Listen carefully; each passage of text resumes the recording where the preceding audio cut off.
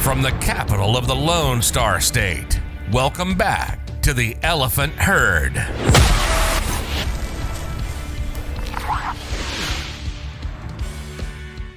Welcome back, everybody, to the Elephant Herd, the official podcast of the Republican Party of Texas. My name is James Wesolek. I'm the Communications Director for the Republican Party. I am joined today by Chad Ennis, who is the former Forensic Audit Division Director at the Secretary of State. And we're going to go through and talk a little bit about poll watchers and what that means, how do you become one, and why that's so important for Texas, right? Yeah. Thanks for having me. We are glad to have you. So let's just go ahead and jump right in here. What is a poll watcher? How does this work? Talk to us about all that.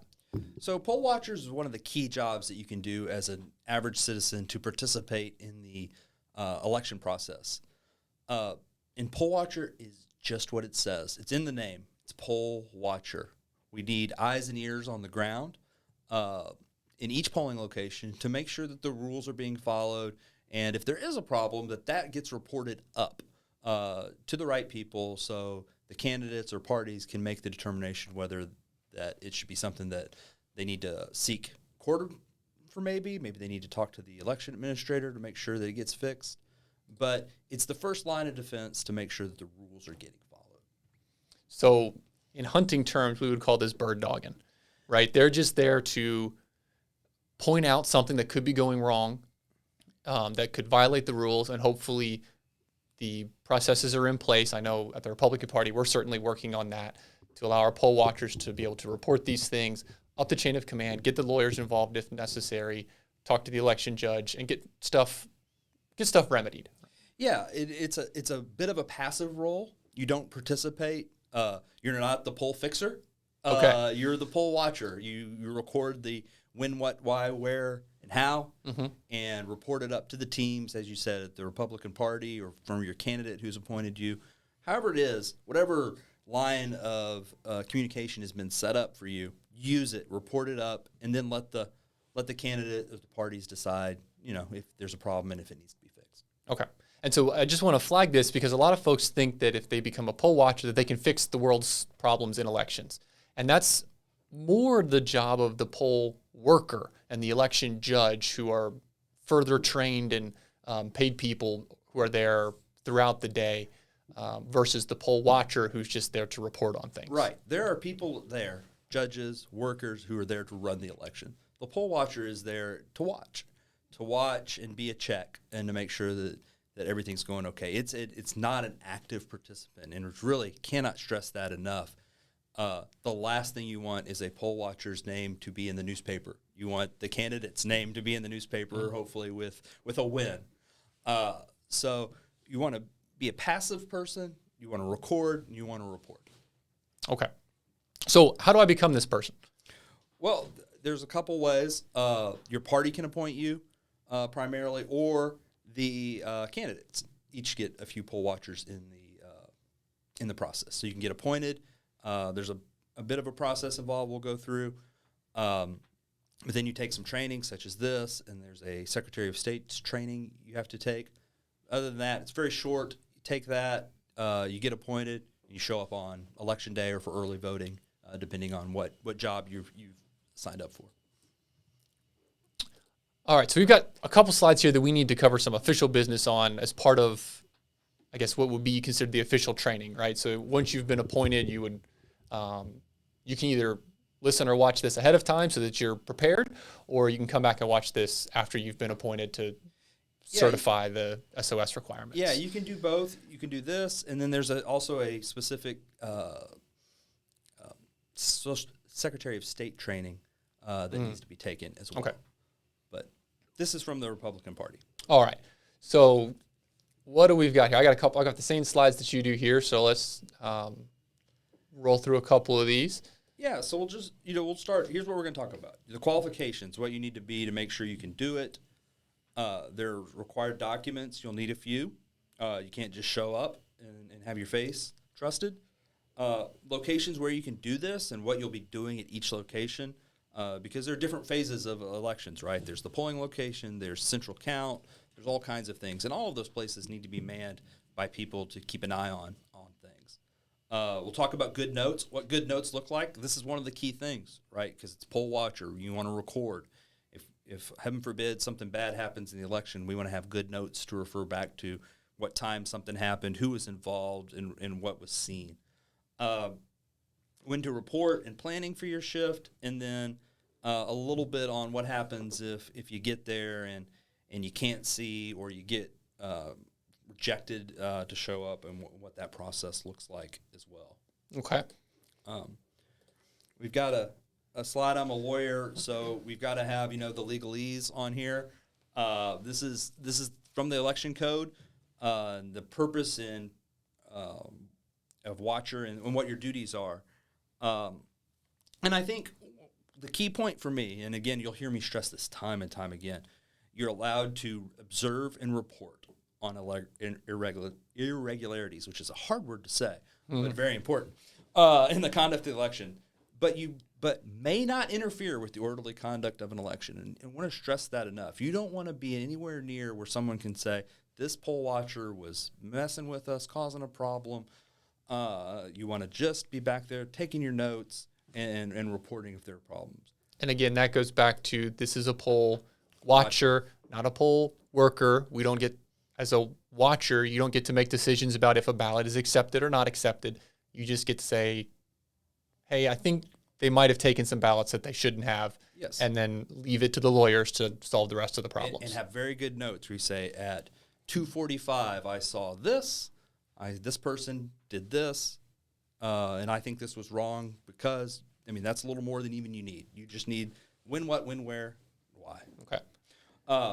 And so folks can start as a poll watcher, and then if they want to move up into an election worker and do some other things, there's options for that as well. So that's absolutely. And I encourage people, instead of being a poll watcher, we're going to talk about poll watching a lot, and it's very important. But poll workers are the first place needs to be staffed. Got to have people in there working. It's one thing to have somebody watching to see if IDs are being checked. It's much better to have someone checking IDs. So, if you have the time to sign up, I think a worker is a bit more of a time commitment, but very important. A bit more training as well that goes into that. So, but it's very important. Okay. So, moving on, a couple resources for poll watchers. The Secretary of State puts out a poll watcher's guide. Got a lot of the do's and the don'ts in there for what you're supposed to be doing, what you're looking for, what kind of things you can observe, all those good things. And then there's also, if you want to go deeper into the rules, there's the Handbook for Election Judges and Clerks, which talks about really the nuts and bolts of rules on what you're going to watch the workers doing. How do they qualify a voter when they come in? What's that iPad in front of them doing? What should you be watching? Those kinds of things. And knowing their rules are important, because if, again, you're looking, not acting on, looking to see if something goes wrong, and so you need to know what they're supposed to be doing and how they're supposed to be doing it. So that's correct. Yeah. Knowing their job is also an important part of being a poll watcher. Very, very true. And so here we're going to talk about again, and we talked a little bit, what is a poll watcher? And you're appointed. You'll get an appointment if you do this from a candidate, a political party, or if there are ballot or specific measures on the ballot, those opponents or proponents can put forth watchers too. Oh, so if there were, like we had here in Austin, we had some ballot measures over the last couple of elections. So a ballot measure could have somebody serve as a poll watcher as well. Correct. Yeah. So like the repeal of the camping ban, the committee Proposition for that, A, yeah. Proposition A, could have had someone in the polls watching, because it's always, you want to have a person from each side in the polling place watching what's going on, so that way at the end of the election, everyone can walk away and say, hey, that was a good, free and fair election. Got it. Nothing untoward's happened, regardless of what we're voting on. Okay. And so poll watchers are volunteers. So unfortunately, you're not going to get paid for it. But workers they're going to be temporary paid staff. So if you decide one or the other, maybe you want a little tiny paycheck, you could get that for being a worker. And those are your judges and clerks. Qualification. There really isn't a whole ton of qualifications here. You must be a registered voter of the territory covered by the election. So if you're in a Senate race, you can kind of move around a little bit within that territory where it's held multiple counties. But typically you'll be in your home county, and you have to be a registered voter there. But I can't go be like, let's say my home district doesn't have a competitive election. All right, we're coming up on election season now, so there's no competitive election, but the district next door to me does. I'm not allowed to go into that district to be a poll watcher because I don't live there. Correct. It depends. You could potentially be a Ted Cruz watcher. I got you, because he's statewide. He's statewide. Mm-hmm. So you could be appointed for Ted Cruz, but you couldn't be one for let's say, trying to think. The whole Senate has disappeared in my mind. You couldn't be one for Paul Betancourt. Right, down in Houston, because again, I live in the Austin area. So, okay, got it. You can't be a candidate for an office in the election held on the day. So we don't want the candidates being the eyes and ears. And they don't want to be anyway. They want to be out there doing stuff for their campaign. You can't hold. They have more important things to do on election day, especially. Yes. You can't hold an elected public office. So Paul Betancourt, we're picking on Senator Betancourt, but he can't come down and be a poll watcher because he's an office holder. Which is a shame, because no one knows the law better than him. It would be. I wouldn't want to be the judge listening or sitting there with him over my watching. shoulder. Yes. And then not be an employee of the election judge or clerk serving at the same polling place. Okay. And there's a bit of there are also a few final things. You can't be convicted of an offense in connection with conduct directly attributable to an election. So if you've been convicted of election fraud, we don't want you to be a poll watcher anymore. Oh, shocking. Yes. Okay. Yeah. And then... But that's just for election code things. If I might have some other things on my record that weren't election related, that doesn't instantly disqualify me. Murder's fine. Election fraud, no. Got it. Okay. But we're probably not murder either. Because remember, you're also representing the candidate. So, okay. Or the party. Mm-hmm.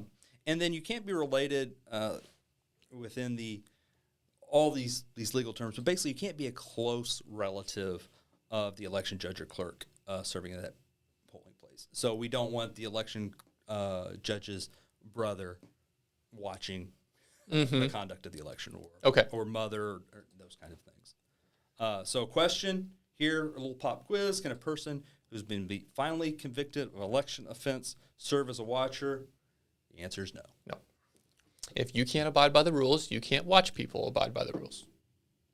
A couple more questions on qualifications. Just to recap, does a poll watcher need to live within the election precinct in which the watcher is serving? No. Just the territory that's covered by the election. So I live out in... the general district. Yeah, I live in West Travis County. I could serve in East Travis County as a poll watcher. Okay. Can a candidate running for a public office serve as a poll watcher? No. The person is ineligible if you are a office holder. In an election to be held, if they're a candidate for public office, an election to be held on the same day. So, in other words, you don't want to be watching the election you're in. Okay. So, in that case, we're coming up on midterm elections here. If I'm a local candidate, that's on a different election day, I could be a poll watcher for the midterm elections, because my name's not on the ballot during that time. But you are holding an elected public office. So I am. Oh, I see. Okay, gotcha. So if you've already been elected, no. If you're a candidate to be elected, on a different ballot. No. Yep. Okay. So all kinds of little loopholes. Yeah. Basically, you don't want people subject to elections watching the elections. Mm-hmm. I mean, it's a rule that makes sense. As most of our rules in Texas, once you think about them, they usually make sense. Cool. Let's see. Are elected public officials allowed to serve? This is what we just talked about. No, a person who holds elected public office is ineligible. And can party officers serve as poll watchers? Yes, They are not public officers, so they can serve as watchers. So Matt Rinaldi is welcome to come serve as a poll watcher. Yes, because he's not elected on the ballot. He's elected at convention. Yeah, he's not an elected public officer. Gotcha. So, required documents. This is all the paperwork you'll need to be a poll watcher. There's a training portal on the Texas Secretary of State's website that will give you their training. You need to complete that, and there's a little certificate of completion there. You'll need to have that, and it expires. It's only valid for a year. Okay, so you need to re-up every year. Yes. And just so folks are aware, we'll talk about the Secretary of State, and we may refer to them as just as SOS. We're not calling for help. That's just kind of the insider lingo there for that. So, and so we got to watch that training, and then it's at the link here: poll watcher or poll worker training.sos.texas.gov. Yes, and that will be required if you completed it before December 20 or the end of last year.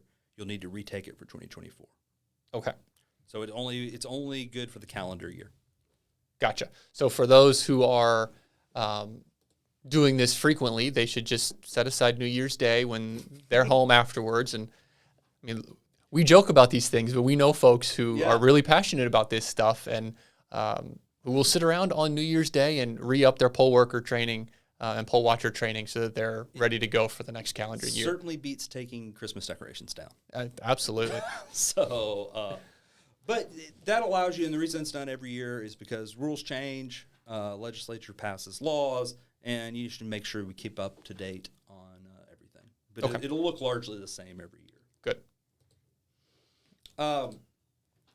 So here is the required document to serve. The main one is the certificate of appointment, and this will look the same. This is a Texas Secretary of State form. You'll get your name on there, the name of the candidate who appointed you, the election you're appointed for, and it'll need to be signed. The candidate or the campaign treasurer will have to sign that.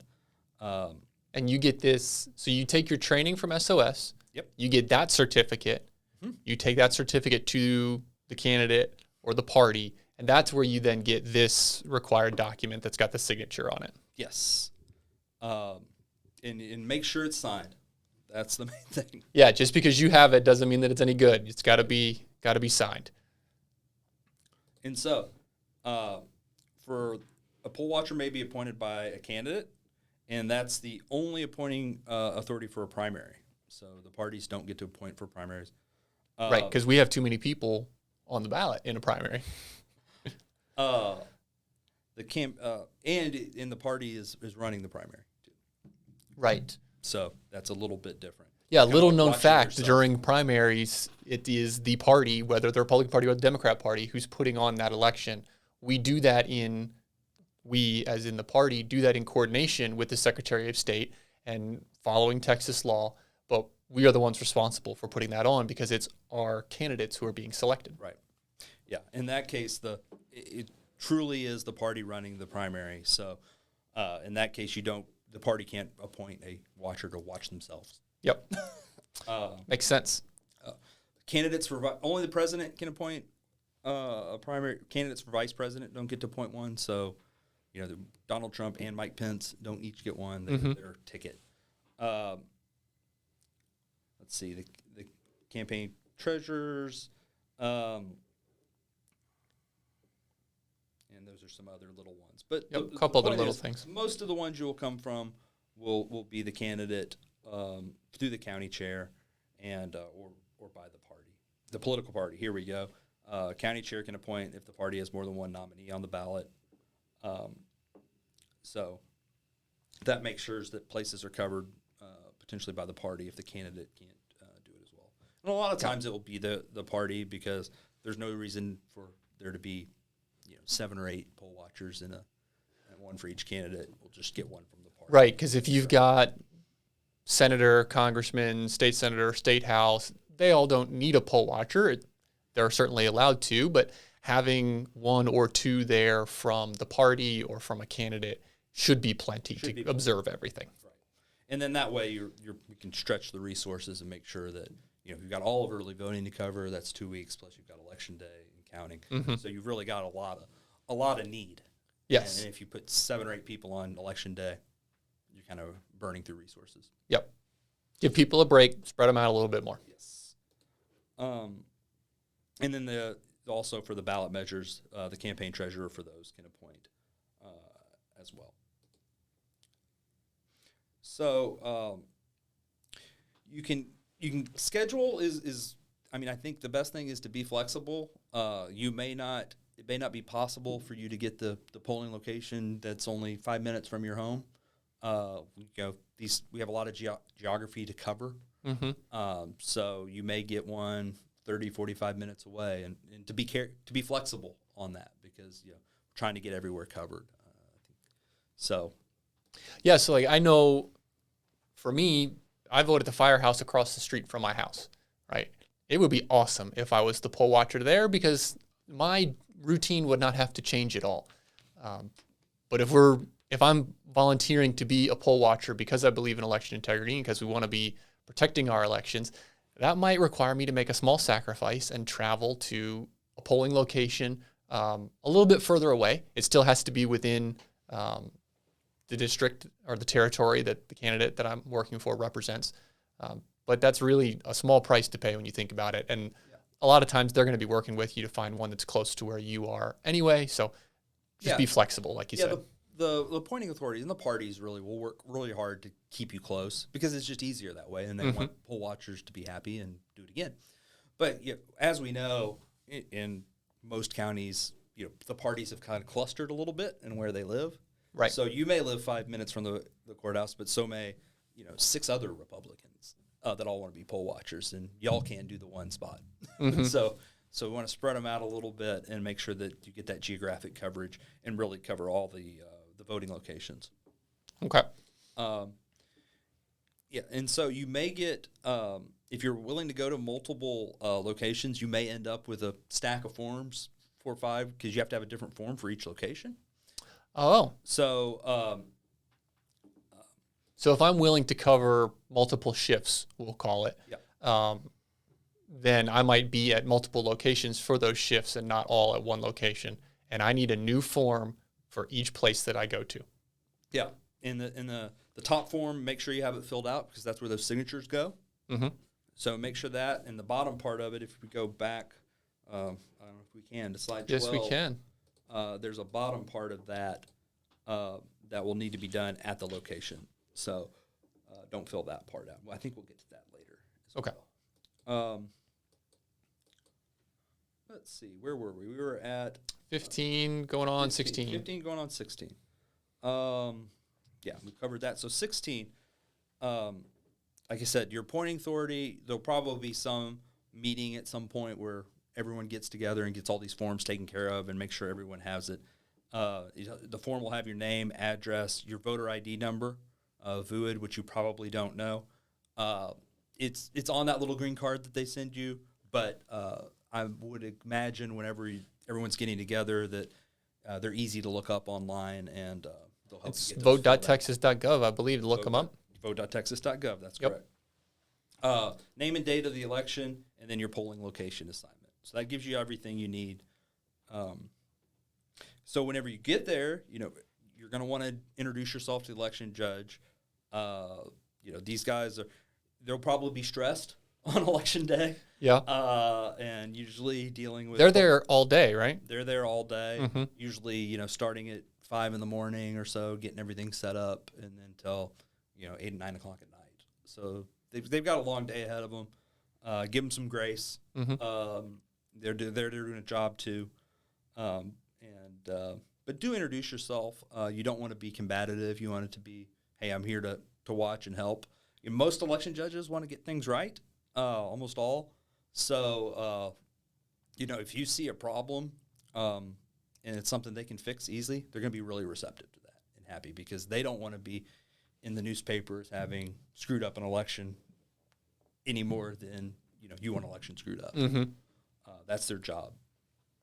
And you'll need to sign. So when you go to the election judge, introduce yourself, be nice. They need to sign the bottom of the form, the poll watcher form, to get you all ability to serve in that location. And if there's been some folks who have told me that either they forgot to have that happen or something else, and then they're not then recognized as a poll watcher, right? So that means when they do counts and other things that they get kicked out. You might get kicked out. And they would say, well, you can't kick me out. I'm a poll watcher. Well, if your form's not signed, you're not a poll watcher. You're not a poll watcher, right? Okay. So it's important that you don't forget that. Get them to give you the old John Hancock there real quick. Yes. If one thing about elections, and as the former auditor, I can tell you this for sure, we like paperwork. And all the paperwork has a point, right? Mm-hmm. We want to make sure that those I's are dotted and those T's are crossed, so if something bad happens later, we can go back and figure out what happened. Got it. So locations where you can serve, where you may serve, any polling location in your county. So that means I live in Travis County. I can go all over Travis County from Bee Cave to East Austin. So you now have come and go privileges both during early voting and election day.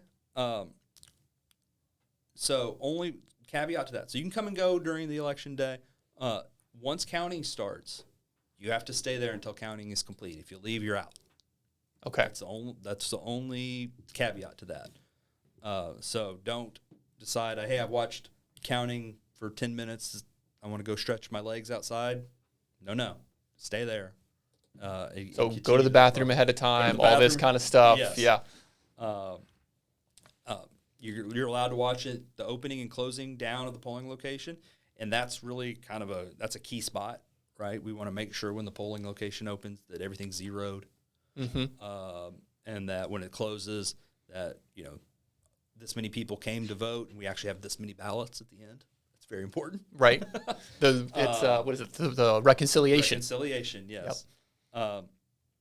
So you may serve at either regional sites, which make deliveries to central count. So in some of especially your larger counties, they'll have regional sites where they kind of deliver ballots to before taking them to central count. That's how they get things out early. Okay. So you're allowed to go to those. And then you can get an appointment for the Signature Verification Committee or Early Voting Ballot Board. Those are the boards that look at mail-in ballots. Okay. And check those. And they're checking signatures and everything else on that and all those things. Checking signatures, making sure that they're pulling a ballot out, all the things that they do there. And then, of course, central count. Okay, so our slide says SVC. That's Signature Verification Committee. Yep. And then the EVBB is the Early Voting Ballot Board. Okay. Just to get really in the weeds, the Early Voting Ballot Board the Signature Verification Committee is a subpart of the Early Voting Ballot Board. Not every county will have a SVC. Okay. The smaller counties especially, they don't need a separate group. The Early Voting Ballot Board can handle them all themselves. Got it. But in a big county, say Harris or Travis or these, they have to have a smaller or a subgroup to help kind of process through those a little quicker. Yeah. For all of these things that's counting's occurring, be prepared to stay. When counting begins, you're gonna be there till the end. Hopefully you're not in Harris County where they kind of sometimes take a long time. Yeah, all night. A little notorious for that, but that's okay. Expectations for a poll watcher. You know your poll watcher guidelines. That SOS handbook is a key resource. I think the judge's handbook that we showed earlier, also a key handbook or a key resource. And those are so as you're sitting there, you may see something that you think's funny, but may not be funny. May be fine. So you might want to write it down, but then check your book to see. Okay, no, that was okay. Mm-hmm. Just like the referees go to the instant replay, right. You're going to go back to the book and double check. Yeah, because you can't be expected to know all those rules, probably your first time especially. There's a lot of little things that happen. The 100-foot marker. So we've got a 100-foot marker in Texas around the polling locations where no politicking or any of that stuff is allowed. And part of that is you can't use your cell phone in there. So when you're in the polling location, no cell phones. So if you need to make a call, you step out at that 100-foot marker. So if I see something that I think violates the rules, I made a note of it, took all that down, good information. Things slow down 30 minutes later, there's nobody there voting. Because I can come and go, I don't want to leave in that moment, right? Because something else could happen that I need to observe. But if things slow down later on, I need to leave the building, go outside that 100-foot marker to make the phone call. Right. I'm not allowed to make the phone call from inside and be like, I just saw this and I'm watching it happen right now. Yeah. Okay. Yeah, you don't. So. Important distinction there for our folks to know. I think there's a good-natured misconception about that, right? They think that they're able to just hit the pause button on things, and that's not quite the case. Like we said, you're not the worker, you're the watcher. You're just pointing stuff out, and so you need to alert those up the chain of command in the proper way. Right. Obviously, be on time and bring that paperwork we talked about filled out. And again, as we just talked about, take complete notes and timestamps. A lot of things and I think there's a good point there. Wear a traditional watch. You won't be able to, if you start pulling out your cell phone, you may get crossways with an election judge because why are you on your phone? You're not supposed to be. Oh, I see. So if you use your phone to check time, that could get you in trouble. Right. Looking at your Apple Watch because it's connected to your phone could get you in trouble. So think about it a little bit like elementary school, right? They don't want you on your phone. Look at your watch. So yeah, go out and get yourself a nice watch and look at that. But do timestamp things. A lot of I'll tell you, as a guy who's reviewed all the records for elections, a lot of these things are timestamped in the machines. Those timestamps become very important to marry up what you're seeing with the electronic record that's there as well. So if you're seeing something. So around lunchtime is not good enough. If you're saying, look, we've got a machine that's broken down and we just wanted to maybe record that, right? Mm-hmm. It's good to have the time. The machine broke down at 1:52, came back online at 3 o'clock. Then, if someone wants to go back and look at those records later, they can say, oh, look, no votes were recorded on that machine in that time. Right. It was down. Mm-hmm. Okay. Accurate, timely notes are your best friend. Yeah. Do not speak to the voters. This is really the don't be a part of the process thing, especially. Mm-hmm. You're not there to, advocate for the Republican Party or advocate for anybody or your candidate. You're there to watch, and you're not there to help the voter. You really don't want to speak to the voters. If you have a question, tell it to the judge or the worker, and maybe the voter can hear the answer, that kind of thing. But do not directly talk to the voters. That's just a way to get yourself into trouble. So, if you see irregularities, you can point them out to the clerk or the poll worker or the leads. You don't want to really get to the worker sitting there at the table, but certainly the election judge and the lead clerk, whoever's in charge, the presiding judge, you can point out those things. If it's something that's really obviously a problem, they're probably going to fix it. Okay. Almost invariably. But there'll be cases where they won't, and that's where I wrote down what happened. I wrote down that I told the judge this happened, and now I'm going to step outside that 100-foot line and call, and don't demand it be fixed. Say, hey, we saw this. We think it's a problem. Election judge will either say yes or what are you talking about? That's not a problem, and then you report up if needed. Excuse me. It's important to note here that when you're talking to the election judge, again, remember they've had a long, long, stressful day, and it's not your job to argue with them. Right. You're just going to point something out, give them an opportunity to correct it, and if they don't say it's your job to correct it and you're violating law and you have to do all of this stuff, yada, yada, yada. As you said, you point it out to them. Hopefully they correct it. Most of them do because they want to follow the law as well. But if they don't, or if they don't to your satisfaction, step out, make your phone call, report it up the chain. It's not your job to fix stuff in that moment. Correct. Yeah, I think you don't want to be part of the story. You want to be We saw it. We asked them to correct it. They didn't. We reported it. Now the party or the candidate can do whatever they would like to do about that. Okay. And that's tough for folks because when we see something wrong, we want to make sure that it's fixed, especially in election integrity. But it's important to remember that you're just the poll watcher here. And so if you see something, say something, right? That's It's what like they that. used to say. I grew up in the D.C. area. I'll out myself. And on the Metro, they used to say, if you see something, say something. And that's how they kept everybody safe. And that's exactly what the poll watcher's doing in this instance. It's not if you see something, tackle someone. Right. Yeah, that's good advice there.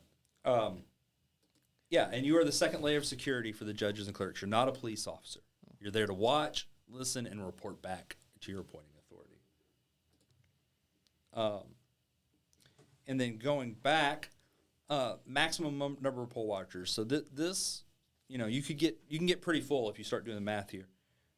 Each appointing authority, so you're talking about the party or the candidates, can appoint 2 watchers for each election day polling location, early voting ballot board, or central counting station.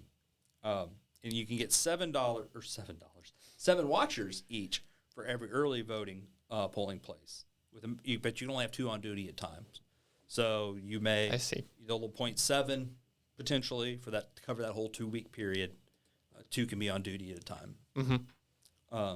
So if I'm a poll watcher during early voting, there's probably a team of 7 other folks who I'm going to be seeing rather frequently.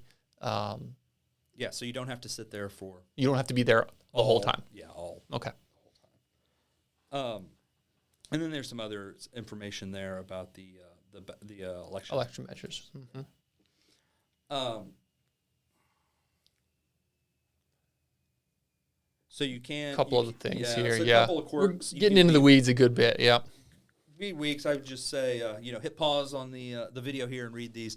Yep. There's not a lot here. Just that you can serve in some multiple places in some instances, and there can also be separate watchers. And your appointing authority most likely is going to know more of these intricacies and should be following them. This is just for folks to be aware of. There is somebody in your county likely making sure that there are watchers assigned everywhere. Okay. That's pretty much a job in this day and age that makes sure it gets done. Considering if they can recruit enough. In some of our counties we can't recruit enough. Both parties have problems with this, and so but someone is keeping track of that, and someone's going to make sure that the places that need to be covered are covered. Okay. Let's see.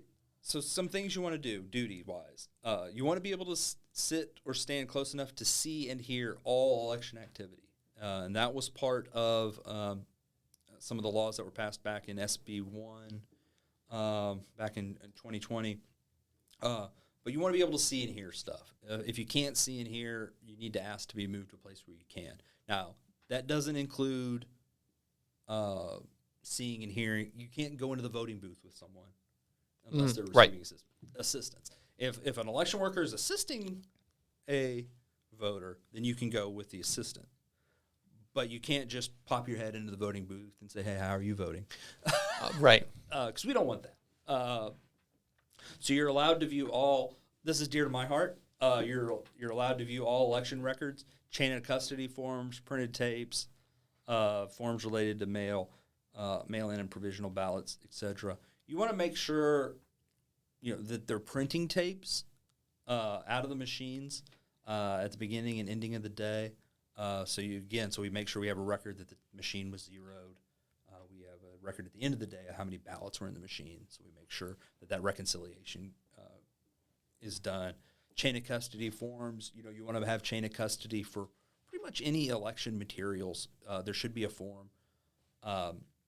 You'll see forms that have, this is in the next one, I think, but you'll see forms that have, which I consider part of chain of custody, seals on machines. We want to make sure that the seals are intact when the machine arrives, shows it hasn't been tampered with. Mm-hmm. You want to make sure that when they're supposed to, the seals are put back on, seals are cut at the right time. All those will be on forms. And you just want to make sure, not that you're checking the validity of the forms per se, but you want to make sure they're getting filled out. Because if the forms don't get filled out, there's no record. And again, it's all about that paper trail. It's all about that paper trail, and we can go back and recreate the election if we need to. Something I want to highlight real quick here, too, is I know some folks have had some issues where you are allowed to see and hear all election activities. That doesn't mean that you are stuck like glue to all of these folks. You want to give them... Give people space. Yeah, give them a little bit of space. Make sure you're paying attention, but you don't need to be close enough that you're impeding what they're trying to do. Right. I mean, you don't want to be in the way. You're a watcher, right? Not an obstructor. You don't ever want to be called an obstructor, but you want to be able to see, and sometimes you may have to just kind of mosey up close. Yep. But be respectful. Respect personal space. Respect voters' privacy. All those things. But you do need to be able to see and hear. You don't want things going on in the dark of night. Right. And that's not good for anybody. I can't, for the life of me, think of why any election official wants to not have an observer there right. to do anything, because they protect them. But definitely, be able to see and hear. It's your right. Good. You're able to watch all the details of opening and closing of the polls for early voting and election day. Like we talked about, closing and opening machines, all the paperwork. You want to be present for that. You may track, this is an interesting one, some poll watchers, and this kind of keeps you, it might be a little boring sometimes. This isn't a football game. This is kind of boring stuff. So you can track how many people are checking in, as you go, if you can, and then compare to the numbers they have to post throughout the day, just to make sure that the number of people that showed up are actually the number of people that are voting. Somebody didn't show up and vote twice. Yeah.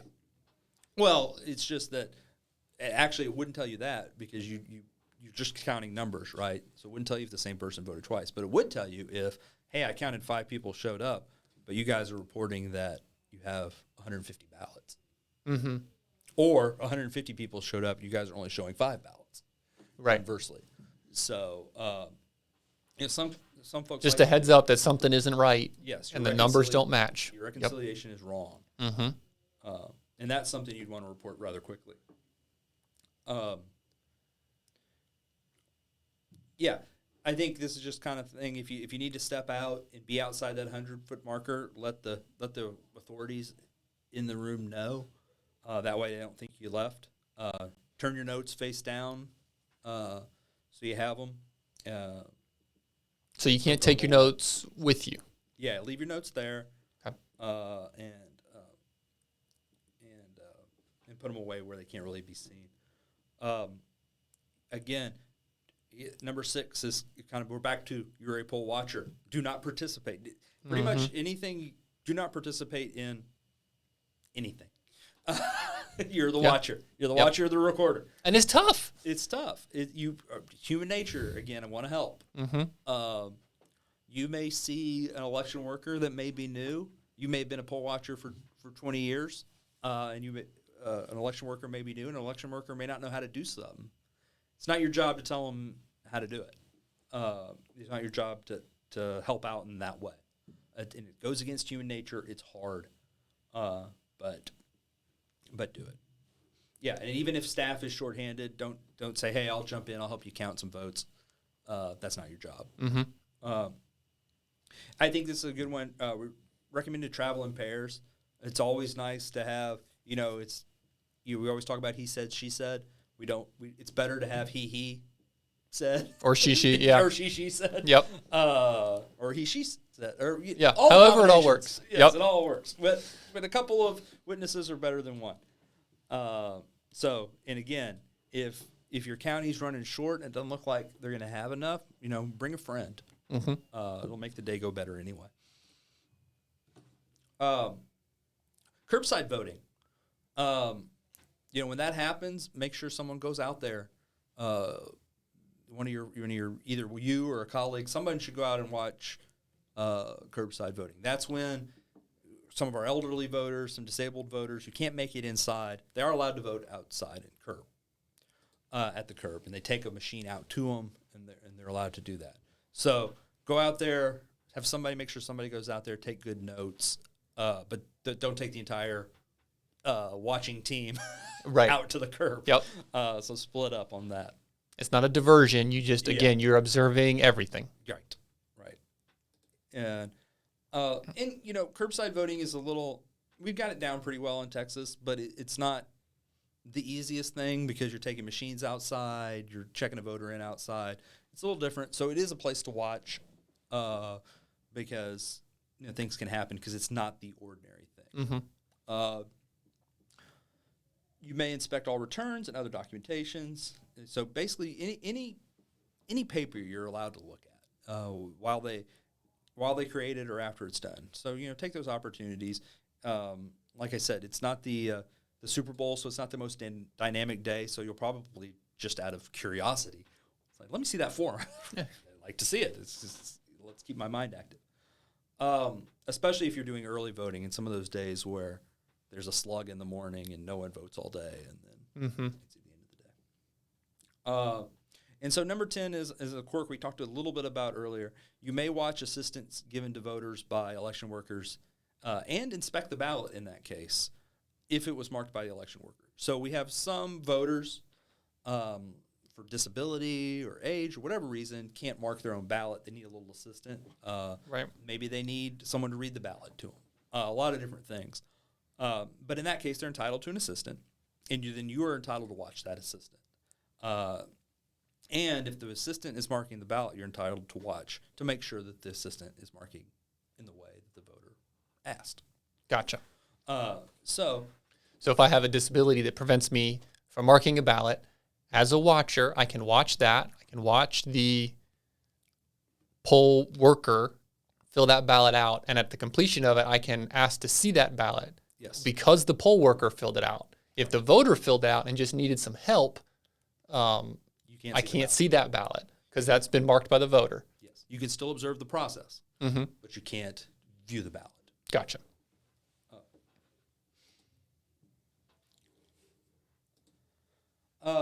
If a interaction between a worker and a voter is in a different language, Spanish or especially around Houston, I think Houston has 20, 30 languages they do things in.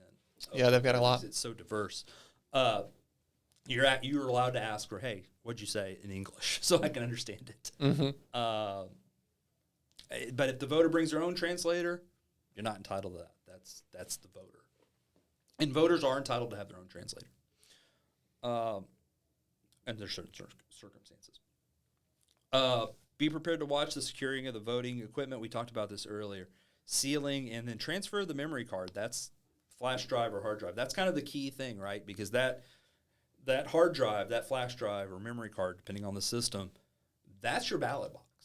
That's just like the old days where it was a big box with ballots in it. That's the same thing, except it's electronic. So you do want to keep an eye on that. Make sure that the one that comes out of there is the one that goes in the bag. It's the one that goes to central count, because that is the ballots. Those are the ballots. So we got to keep an eye on those. This always sounds to me like some car chase, but it's really not. You can follow the judge in your car. The judge is going to drive the ballots into to central count. You're allowed to follow. Within, don't get crazy. Don't run them off the road. road. Car chase. Yep. But if you're closing, plan on that extra time that it takes, and in some cases, it's a long drive in some of our counties. Mm-hmm. But be prepared that, and follow them to make sure that those results get delivered Properly. Yep. Yes. So let's talk about good notes. Good notes on things. Did the polls open and close on time? If you want to note that, if a polling location doesn't open for 30 minutes, it's supposed to open at 7 and it doesn't open until 7:30. That needs to be noted. That's a key thing. When did it close on time? Did they keep it open? if someone's in line when the polls close, they're entitled to vote. You don't just cut it off at the time. You have to be in line. But, note when, that they closed it at this time, there were this many folks in line and this many people voted. That's a good thing to have. There may be court orders to extend hours. That happens sometimes. So, watch out for that. You may not have heard about it because you don't get to be on your phone. Right. So, the election judge will tell you, but most likely. But be prepared for that. During the day, did a technician come out? That's the thing to work on machines. We talk about a technician. These are machines; they break. Did a technician to come out? Did he or she come on their own, or were they called? It's good to know. And then if you can get a name and what they worked on, that's good. Hey, that one worked on the ballot marking device, got that one fixed, or that one worked on the tabulator. All these different machines you'll get familiar with as you learn this stuff. Electioneering, if you see that inside the 100-foot mark, note it. And alert the presiding judge on that one, and then write good details on the what we said, who, what, when, how. Always want to record that. Your notes and observations should pretty much stay to yourself. You don't want to get into kind of groupthink on these things. It's nice if poll watcher A and poll watcher B had notes, and the notes all match, and they never talk to each other. That's great, right? That's better than, we talked about it for 10 minutes, then we both made our notes. Right. So it's very good to do it that way. And then one thing, we talked about reconciliation, and I cannot stress reconciliation enough. It's just not something we think about a lot. But really, if you leave that polling location at the end of the day and say, hey, I'm pretty sure 100 people showed up to vote, and I got 100 ballots out of the end, I feel like we got a pretty good election there. Pretty fair election. So keep track of the number of people who checked in that's consistent with the number of ballots. Here are good notes. The thing I like about these notes is I can read them. Which is a big problem for people like myself whose handwriting my mother said should have made me a doctor. Yes. My scribbling and scratches are horrible, and so if I was taking notes, I would either need to slow down and make sure my handwriting is legible, or type those up as soon as I was done so that somebody else can read them besides me. Yes. Yeah. Legible and complete thoughts. That's what's the other thing about this. When we audited our elections we did in 2020, we didn't look at poll watcher notes, but we did look at a lot of notes that election workers made, and you would not believe the number of half thoughts and incomplete. It's like, I need a verb in here to know what happened, right? I need some action. So just finish your thought, take the time, make sure you're legible, and really look at how great they did with the times recorded, and look, they recorded the last person in line voted 10 minutes after. That sounds about right, usually with who's in line at the time. Has a direct quote in there. So there you go. Very good notes. Who, what, when, where, and how. Yes. So these are kind of some things to report, some things you'll see. Voter identification violations. You want to make sure that the voters are presenting the right forms of ID. If they don't have an ID, they are allowed to execute a reasonable impediment declaration. You'll hear them called RIDs, RIDs. Okay. But that's basically a form that says, hey, I don't have a license or photo ID, and I can't reasonably get one. Those are things you'll see. Or they can present a voter registration certificate, which is a kind of a niche thing as well. You'll want to watch out for, the electioneering and loitering. Even loitering within the 100 feet. You don't want someone just hanging out in the polling place. That there are only people supposed to get in, vote, and get out. And if you see somebody loitering, you're going to want to note that.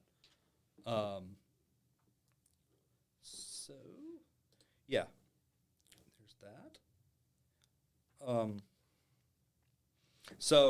You also want to report the candidate can be in there. If the candidate is doing anything in a polling place other than kind of voting, or, if it happens to be in City Hall and this is the day the candidate decides to record their deed selling their house, I guess they can be there too. But for the most part, candidates shouldn't be in there. And so watch out for that. Number 4. Now, candidates are allowed to come in and vote. Yes. But they should be coming in and voting and going home. Or going on to other business that they have on Election Day. Yeah. Right. And number 4 always reminds me of like the Blues Brothers, the Operation Unlawful Sound Amplification devices. Driving by with the car with the big speaker on top. You can't do that within 1,000 feet. Obviously, if you see somebody bribing voters, that's a bad thing. We want to stamp that out, report that, and then tampering with really any of the voting machines. This one says DREs, which are the direct voting machines. But any tampering with the voting equipment, you want to report post haste. And I'll just flag the amplified sound within 1,000 feet. It's not just the Blues Brothers that get into trouble. Candidates need to know this as well, because they unwillingly will stumble into this by having a rally at whatever polling location to get folks to come vote, and they're outside the 100-foot mark where they're not electioneering, but they could have a bullhorn or a karaoke speaker or something else, and still be within 1,000 feet, and they can get themselves in trouble that way. So candidates need to know that, and poll watchers need to be on the lookout for that. Right. And that's especially, important when you're talking about, it's important for all races, but you think about a tiny race where a city council or something where there aren't that many polling locations potentially when you're talking about a district. And if a candidate is parked out there outside one polling place, there may only be 3 or 4. Right. and so unlawfully influencing voters, got to watch out for that. That kind of goes a little bit with electioneering. There are a lot of ways to unlawfully influence. You can probably think of a ton, which kind of tails into coercing voters. Let's see. Yeah, and then you cannot tell, and this is one that sometimes happens, you can't tell another person information that was obtained at the polling place about how a voter has voted. So if someone happens to see by accident how a voter voted, maybe they helped a voter let's say the worker helped a voter put their ballot into the tabulator, right? Slide the ballot in. And after the voter walked away, the guy goes, "Man, I hated another Cruz voter." That's something you want to report, right? Because they just information that was obtained at the polling place about how a voter has voted. Or if it hits the church knitting circle or whatever else, but if you walk, that could be afterwards, but still. If it's afterwards, that's okay. We can all go out and say, "Hey, I voted for Ted Cruz. I'm happy to do it. Love it. Love Senator Cruz." But you can't be an election worker. Something that was learned inside. If I'm peeking over your shoulder, let's say we're in line at the tabulator, you and I, and you look and go, "I can't believe Chad Ennis just voted for Joe Biden." I couldn't believe it either. But but if you said that, that would be something that should be reported. Should be reported. Yeah. Good to know. Because sometimes those lines form and you can see people's ballots. And then unlawfully giving information on the status of vote counts or the name of people who voted. That's a little bit about the name, but vote counts are important too. We don't want election results getting out before the election's over. Sometimes things can leak out, so we just want to keep an eye on that. And campaigns data games are really stepping up now and knowing who's voted, who hasn't voted, who do they still need to get to the polls is valuable information. And so being on the lookout for folks releasing that unauthorized. Yes.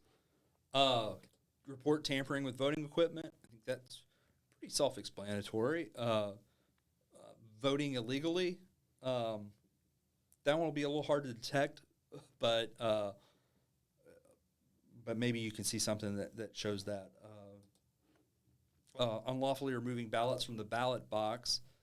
Those things should be locked and sealed. Ballot boxes, they'll be, the electronic one we talked about earlier, but also there's a physical ballot box because we have, in most counties, a few exceptions, we have paper backups.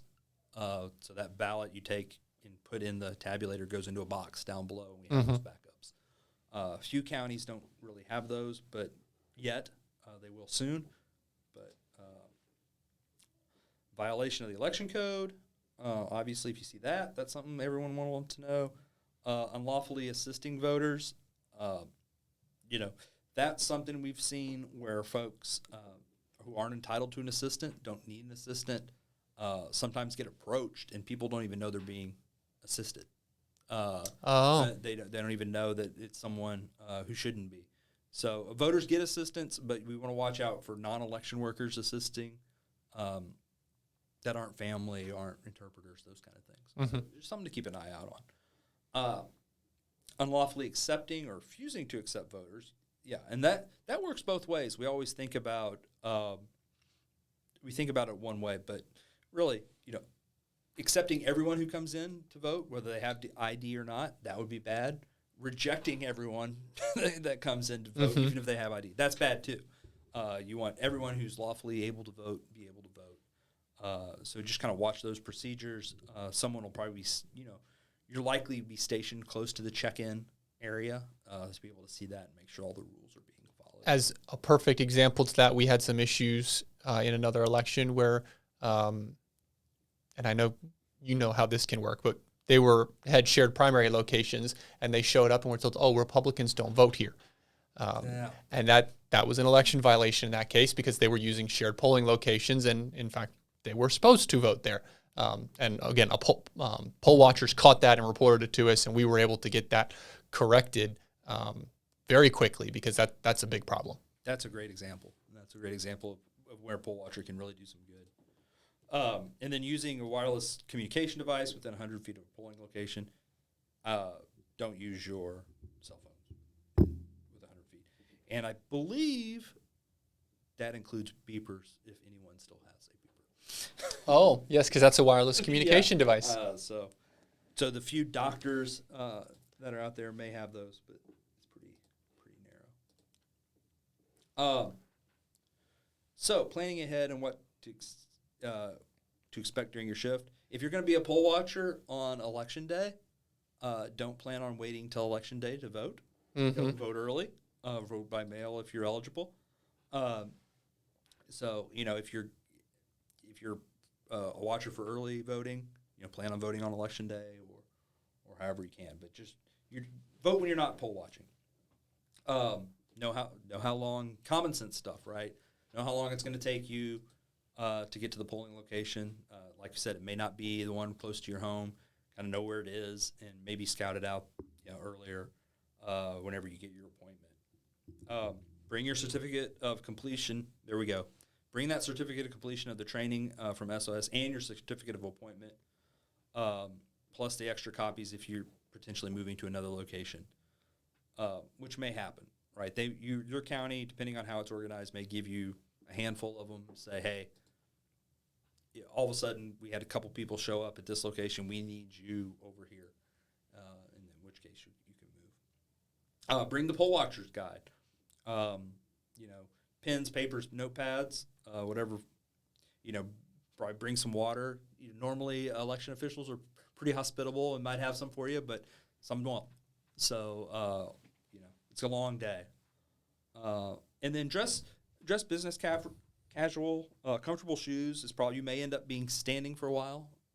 So bring comfortable shoes. I think business casual is an important thing.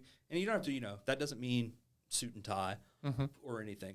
But remember, you are a representative of the party or the candidate. So you want to look like you represent the party or the candidate in a respectful way. And it's not the day to wear your Greg Abbott for governor shirt or... That would be considered electioneering, would it not? So yeah. Do not do that. I mean, I think it's a little bit of common sense there, but sometimes, I know you want to wear your button or something that shows whatever organization you're with. Just leave it at home for that day. You'll be sworn in, so you'll have to take an oath. That I can't remember what all's in the oath, but you won't obstruct, these kind of things. A lot of the things we've talked about. Do bring a phone charger, even though you won't be on your phone a lot. You don't want it to die, and then you see something and not be able to call. Right. You want the appointing authority phone number in case you need to contact. You'll probably get a list from your appointing authority of here's who to call, hotline numbers, those kind of things, but make sure you have those. And be clear on when to report, when they want you to call something, and who they want you to call. Yeah, and I think this last one's important. If for some reason, God forbid, you do get kicked out of the polling location, don't just go home. Sit in the parking lot, give a call to the appointing authority, and see if we can get you back in, or someone can get you back in. Report that up your chain of command, and we'll work on getting that fixed. And ideally, they would get that fixed, and you would be reinstated, but you can't be reinstated if you left. Right. So, duties and privileges of a watcher. We've talked a little bit about this, and here we go again. I'm like a broken record. Primary duty of a watcher is to observe the conduct of the election. Point out to the election judge any observed irregularity respectfully at the moment it happens, and do not leave the polling location until the issue is addressed. And we keep harping on this because it's so hard. You want to, in the moment, you want to fix it. Right. You signed up for this job because you care about elections, you care about election integrity, and you've just seen something that's wrong.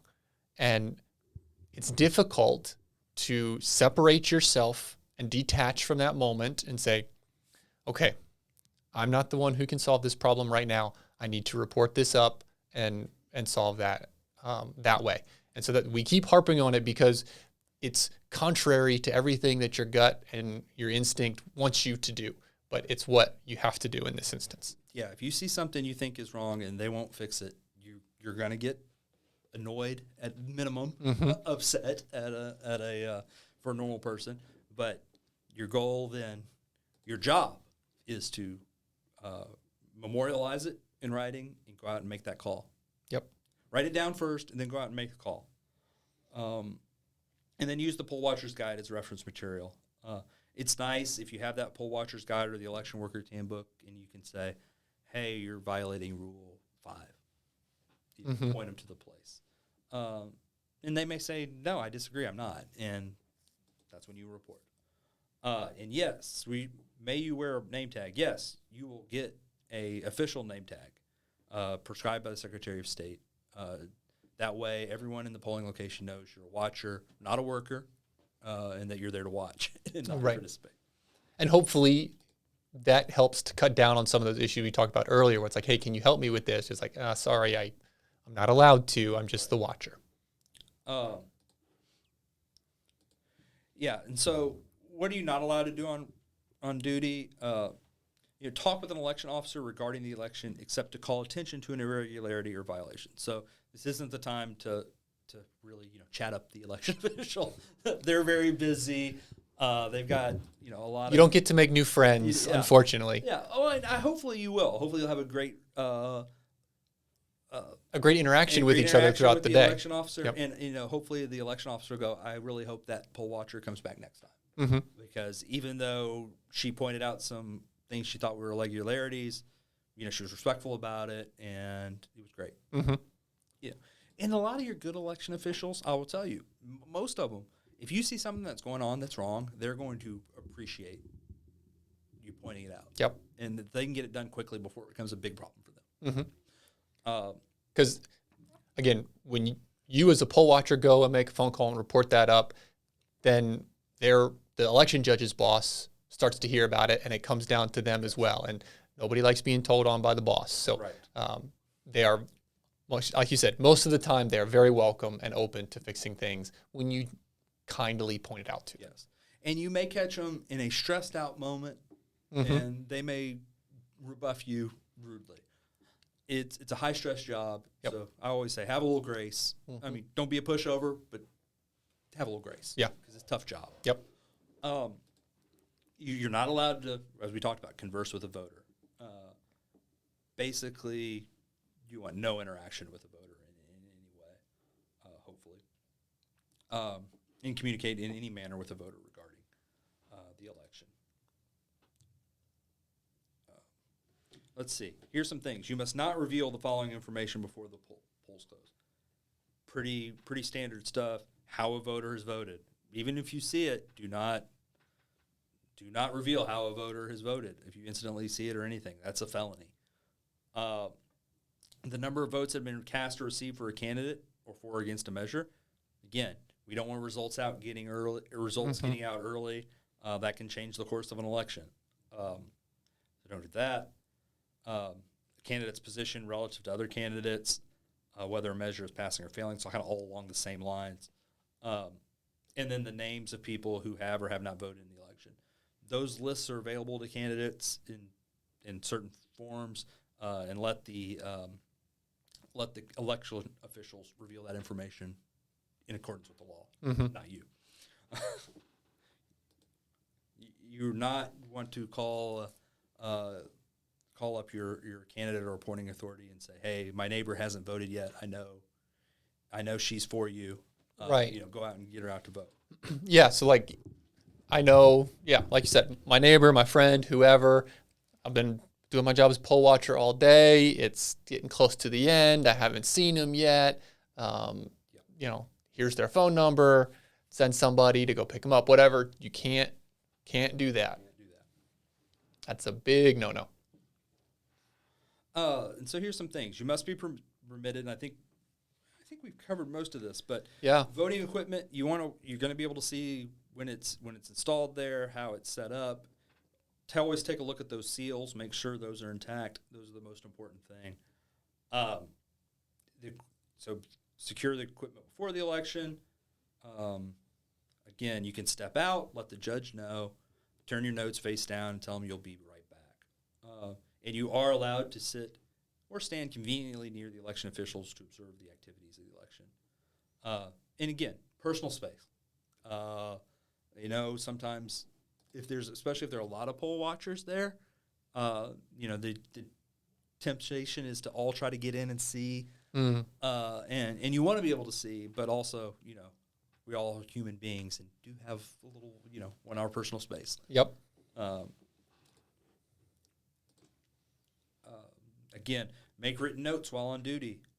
And I think this is a tip we haven't talked about, but sometimes it's good to, in a moment where it's not busy, maybe sketch out the polling location where everything is located, how the thing flows. That way, in case that becomes an issue in a election contest or something, those records are there because. Yeah. So if like the machines are on the other side of the room from where check-in is, and there's an issue with the machines, and the election judge is at check-in, having a little map and knowing that layout, you'd say, well, they might not have known right away unless somebody told them because it's on the other side of the room, et cetera, things like that. Things like, and I'm thinking even, where you put so in most counties you're going to vote and you're going to get a paper ballot that you're going to stick in a tabulator. Mm-hmm. Depending on where that tabulator is, most of the time you want it right by the door, right? So people can't leave without sticking their ballot in there. But if it's behind all the machines, maybe in the wrong way, you may see a location where we're missing a lot of ballots that didn't get counted because people walked out with them, not knowing that they're supposed to put them in tabulator. And a map would explain that and help if there was a election contest or something. Or maybe even just to fix it for the next elections, like, hey, this location was laid out poorly. Right. And it led to this result. Okay. So observe assistance. We talked about that. And inspect the ballot before being deposited if the election official helped fill out the ballot. English translations, you're allowed to know what they're saying in English. And then zero tapes again. Mm-hmm. Want them tapes to say zero, and especially at the beginning of the day, we want them to all say zero. And if they don't say zero, that's something you should note and and let folks know. Poll watcher obstruction. It's a Class A misdemeanor for election worker to prevent you from observing election activity he or she is entitled to watch. So it's not something hopefully anyone will have to deal with. But and again, that's not your problem to solve. It's your problem to note. I wasn't able to see, and they kept me from doing it and report it up. But that is a Class A misdemeanor for an election worker to do that. Let's see. The appointing authority for a watcher who believes that the watcher was unlawful. Yeah, so this is the next bullet will tell you what kind of relief they can get. And then you can actually go to court, and the court should give you injunctive relief to say, no, you've got to put that poll watcher in a place where they can see. Mm-hmm. And we've seen examples of, and just going nationwide, we've heard some examples from Philadelphia, especially where poll watchers were put where literally they had to have binoculars to see what was going on. Yep. And that's not reasonable. And that's against the law in Texas, that's thankfully. Against the law in Texas. So bring your certificate of appointment, your completion of training. You'll have to take the oath, and you may begin serving any time after the presiding judge arrives, and may stay until election officials completed their duties. And so then this change here where there was a new law. It used to be that you had to serve for 5 consecutive hours, and then they changed that so now you can serve as many or as few hours as you choose in there. So it's a little more flexible to your schedule. Very flexible. And remember, you're not allowed to go in the polling location. The presiding judge isn't there yet. Mm-hmm. Once the presiding judge is there, that polling place is active, not maybe open, but active.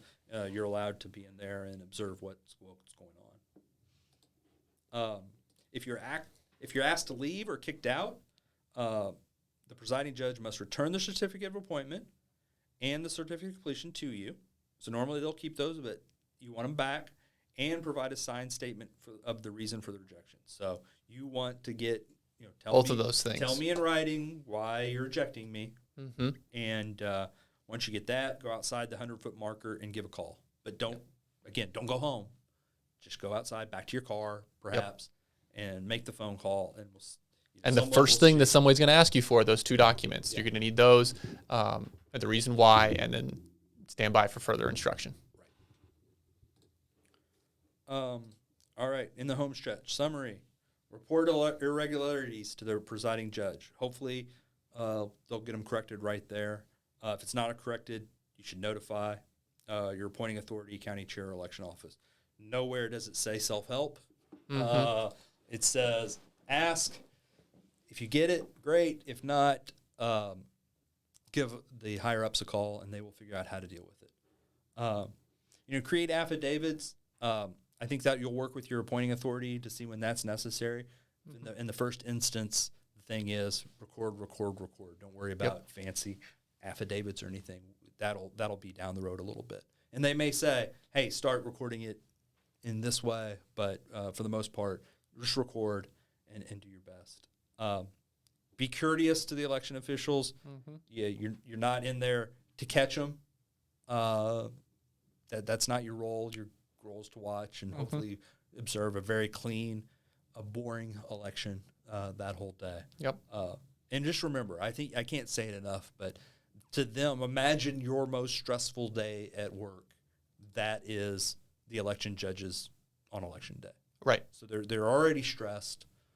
So if you come in standoffish, it's probably not going to go well. But if you come in courteous, hey, I'm here to watch, I think things will go well in most cases. And a good day is when you do nothing. A good day. As a poll watcher, you do nothing. Yeah. That's the best perfect day would day. be, I wrote a few things down.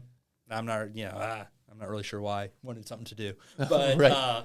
But no, and what would be best is every single poll watcher leaves the election going, I sat through the process, the election was fine. Mm-hmm. Good. And if your candidate wins, you can be happy, and if your candidate loses, my candidate just didn't get enough votes. Yeah. Yeah, while watching, don't let election officials intimidate you or forbid you from observing, or putting you in a far off place. Be respectful but firm. And if you don't, and if firm doesn't work, don't go to nuclear option. Just step back, go to your car, make the call. Okay. And I mean, tell the election worker, hey, I'm going to step out to make a call about this. I'll be back. Yep. And do not interfere in the orderly conduct of the election. The worst thing, I think we said it earlier, the worst thing is if a poll watcher's name appears in the newspaper. Mm-hmm. You want the candidate's name in the newspaper. Even if you find something, the worst possible violation, you still don't want the poll watcher's name in the paper. You want the candidate's name in the paper. Yep. Saying, this is what happened. Yeah, what should be if you find the worst possible violation, it should be candidate whoever is taking legal action because of whatever happened, and your name shouldn't be mentioned in there because you should have done your job, reported it up the chain, and Yes. the lawyers and proper folks from there took it over. Yep. And the last thing you want to do is if the last thing you want to do is hurt your candidate by causing a scene and it being in the paper that candidate A's poll watcher made a scene, and maybe that candidate wants to run again, and then all the stories when the candidate signs up is this guy had all these poll watchers that were causing problems, and he's going to do it again. Well, I'm redundant, but reminders: poll watcher, you're there to watch, listen, and report. If you are talking, you aren't listening. That's a good point too. So keep your ears open. You're a poll watcher because you're needed. Don't do things that will cause you to be removed. Don't give anyone an excuse to remove you. And do report irregularities. Yes, yeah. I cannot say that word today. Get tongue-tied a little bit. Oh, yeah. Irregularities or obstructions you see or experience to your appointing authority. We are there to help, but also report to your appointing authority first. Yep. So with that, anyone who's signing up to be a poll watcher, this took a long time and we went through a lot of stuff, but it really is a rewarding process. It's a fun process. You get to see what it's like in an election, learn a lot, and I really hope as many people that can sign up to do it. Yeah, I mean, it is like you get to see how the sausage is made, right? And that's normally a bad phrase, but in this sense, it's a good phrase because a lot of folks have questions about these things. They don't understand it, and a poll watcher is a great way to come in, observe, as we've talked about, to learn, to figure out all of this stuff, and to remedy if there is an issue. Obviously, we hope there's not, and historically, it's been very low. I've been with the party for 3 elections now. The issues that we've had have been very low, and the ones that do come up on election day are generally just a little misunderstanding, and it's easily fixed. And that's the way we like it. Yes. And so, but having those poll watchers there and observing and making sure that all of that stays that way is what keeps our elections fair and what keeps our elections the good track record that we have. And so having folks in is critically important. Yeah, it's great for integrity. We have both parties there sitting there watching. Cuts down on just so much, not even bad actors, but just corner cutting. Mm-hmm. Those human kinds of mistakes. things. Human mistakes, corner cutting to get things done. Keeps everybody honest. And Yep. That's what we want. Excellent. Well, Chad, thank you so much for joining us. We really appreciate it. Hopefully, we've been about an hour and a half here, so it's a little long, but hopefully this has whetted folks' appetites. They can go take the Secretary of State's training, get through that process, and then get out there, and they can be the election integrity for Texas as well. That's right. All right. Thank you all, and we will talk to you next time.